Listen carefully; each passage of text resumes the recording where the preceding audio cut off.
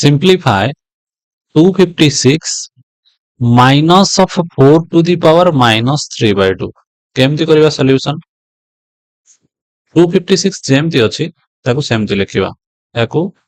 किछि टच करिवा ना ताले कोन करिवा ना 4 to the power minus 3 by 2 ताकू सॉल्व करिवा ताले माइनस साइन बाहर दे देबे एठी जो 4 अछि 4 जगह रे मु लिखि परिबी केते ना 2 रो square minus 3 by 2 into sin देकी लिखिबी minus 3 by 2 काहे की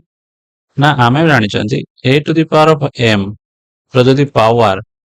n थाए ताले एई दि जणा कोन हे जानती मल्टीप्लाई हे जानती हला सो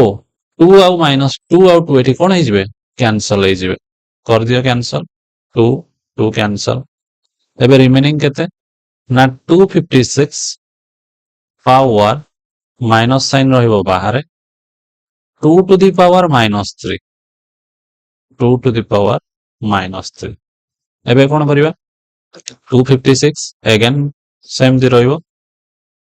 2 to the power minus 3 को मु जदी पॉजिटिव करिवि कोन हे जो 1 by 2 to the power 3 power नाही बिल्कुल यस